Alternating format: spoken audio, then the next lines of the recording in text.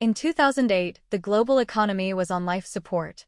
Millions of people were facing ruin as a result of a bank debt crisis that started with the American housing market. Share prices in London and New York have slumped dramatically following new fears about the state of the global financial system. The Dow Jones Index closed at its lowest level for 12 years after AIG, once the world's largest insurer, announced the biggest quarterly loss in corporate history, $62 billion. Here, the British-based HSBC Bank says its profits have fallen by two-thirds, and the FTSE closed at its lowest since 2003.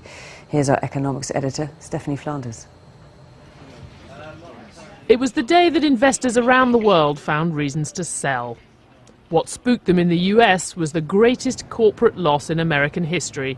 The global insurer AIG lost nearly $62 billion in the last 3 months of 2008. That's about $460,000 a minute. The depth of the issues at AIG are far greater than I thought they were. But the economy is far worse than I thought it would be, and the capital markets are far worse. So the combination is kind of a hat trick, it's a trifecta of difficult situations. AIG is a lot more than 3 letters on a Man United shirt. It's active in 130 countries, insuring businesses and households to the tune of hundreds of billions of dollars. The US government thinks it's simply too big to fail. Since September, it's had $150 billion in government bailouts, and today it got $30 billion more. It's effectively one of the bricks at the very bottom of the financial pyramid, and if you pulled that away, the whole financial services structure would effectively collapse. The news from AIG helped send the main US stock index below 7,000 for the first time since 1996. By the end of the day, it was down more than 4%. Here in London, shares fared even worse. The FTSE fell to its lowest For a time, though, oil prices continued to soar despite the banking crisis. You see, before the oil fracking revolution became mainstream news, most people thought that the oil industry had reached what is known as peak oil, meaning that the world's oil had been drilled to a point where it was no longer possible to economically find or replenish oil reserves. So globally, revenue was shrinking with expenses increasing. The worst possible scenario for your money. It really was a dangerous time to be in debt.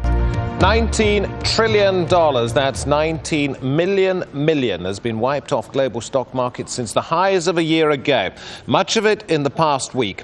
And if you're wondering how that might affect you, consider this. That figure of 19 trillion is 5 trillion more than the entire US economy is worth.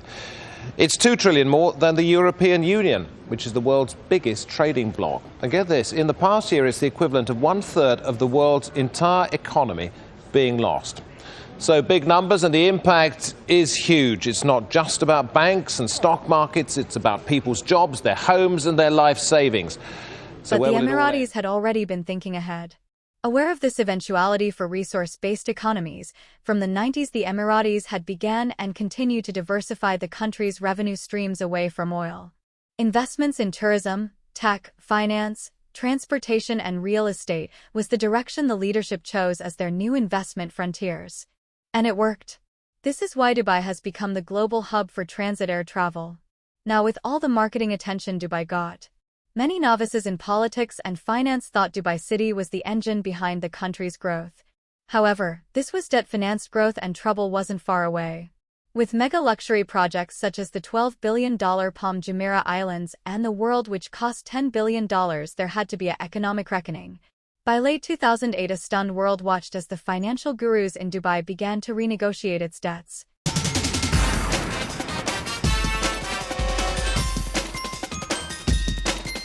Which brings us to Abu Dhabi. The Dubai debt crisis ended when the more media-shy authorities in Abu Dhabi splurged out $10 billion to rescue their wayward Emiratis in Dubai. From here on, Abu Dhabi's position to casual observers became more immediate when referring to the UAE. Many actors now welcome the more open approach to outsiders that Abu Dhabi authorities began to take. The best example is the inaugural 2009 Abu Dhabi Grand Prix and of course the liberalizing actions taken during the Arab Spring, which also helped generate more awareness about the power dynamics in the UAE. Being located in the Persian Gulf, the city of Abu Dhabi, unsurprisingly, was first populated as a water settlement. Today it's the capital of the United Arab Emirates. Prior to the oil finds, the city's main source of income was in the trade of pearls. Poverty was prevalent and there was no obvious investment opportunities on the horizon other than the maritime industry due to the Strait of Hormuz. This all changed once oil fields started being discovered in neighboring countries and eventually in Abu Dhabi. A large part of the world's oil supplies comes from the Persian Gulf. And now a sixth and a new name, Abu Dhabi, is being added to the list of oil fields. Although the British still had a say in the governing of the city, the ruler at the time, Shakbat bin Sultan Al Nahyan, took a position of frugality that began to frustrate the British and the ruling elite in Abu Dhabi. Eventually these divisions would split the ruling family with the bloodless coup of August 1966.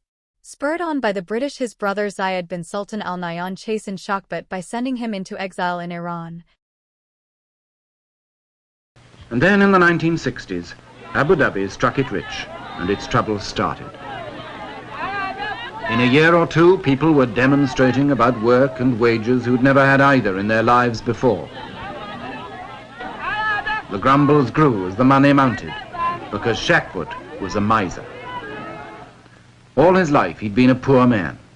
Now that he was rich, the skinflint habits stuck. And like a man who's won first prize in a lottery, he found his money made few friends.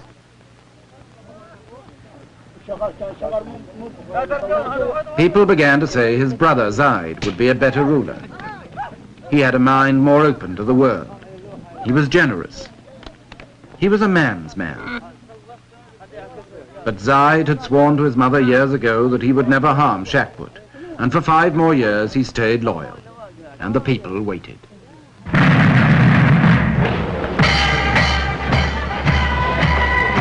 The oil flowed. The money poured in, but Shakbat wouldn't spend it. He was paralyzed by habit, suspicion, and downright fear. He knew the harsh old world of Arabia. He couldn't meet the challenge of the rich new one.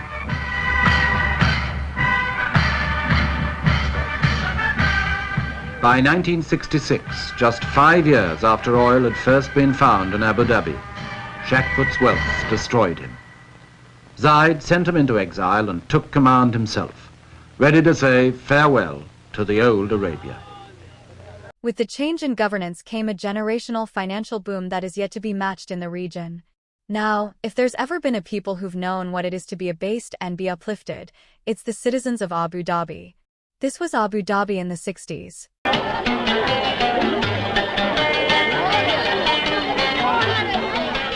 In Abu Dhabi town, at first sight, there isn't much sign of change. Shakbat's static rule left the town nearly as squalid as it always had been. And some of these people hardly know yet what's going to hit them, now Zayed's ready to spend his millions. The alleys are still dark and dirty. The beggars wait patiently for the faithful Muslims to do their duty as the Prophet ordained and give them alms.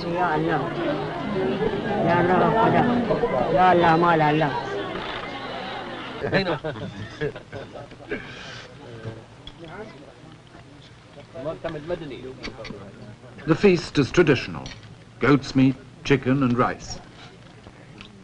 And when the VIPs are finished, the lesser men move in.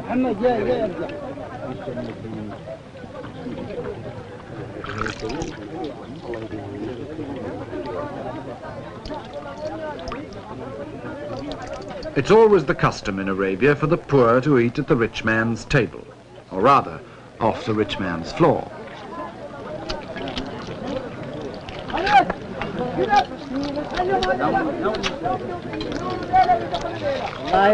When this lot are finished, there'll still be more to come, in descending order of rank and ascending order of hunger.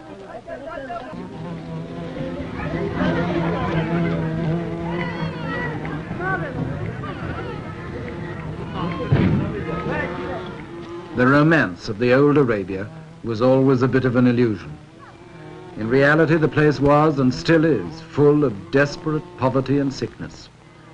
There wasn't a single hospital in Abu Dhabi until a few years ago, and doctors were hardly ever seen. Now there's this American mission hospital, overburdened, overcrowded, forced to compromise, like everything in Arabia, between modern standards and old habits. Good. What's this? That's the door. Yes, say, that's the door. That's the door. What's that? That's the ceiling. And what's this? This is the While the fathers learn new manners, a few of their sons learn new tongues. That's the ceiling. Foreign languages and foreign teachers bring foreign ideas. That's the ceiling. Yes. That's the ceiling. Yes. This is the floor. Good. Here's a pencil. Good. Here's a ruler. There's a picture. Say it again. Good. Now all together, stand up. Yes, that's the window. Huh. That's the window. That's the door. That's the ceiling. This is the floor. Here's a pencil. Here's a ruler. This is Abu Dhabi today. Clearly they've fallen on good times and plan to improve on this financial windfall. Their sovereign wealth fund is one of the largest in the world in a country with no income tax. Ever since the British left in 1971, the Emiratis have kept themselves well. Drama isn't really something you can associate with the UAE. Periods of violence such as the First and Second Iraq Wars and the Arab Spring had minimal impact on the tranquility in Abu Dhabi. With US and French military bases stationed there, it's unlikely that violence is something that would befall them soon as long as the oil flows. And with one of the largest proven oil reserves in the world, this is most likely to remain one of the peaceful cities in the world. Well, as long as the electric vehicle movement allows it to. We'll just have to wait and see how that scenario unfolds. As the saying goes, فقط عندما ينحسر المدى يمكنك معرفة من كان يسبح عاريا. Only when the tide goes out do you learn who has been swimming naked. Shout out to Warren Buffett for that one. So well done to the Emiratis for keeping the peace.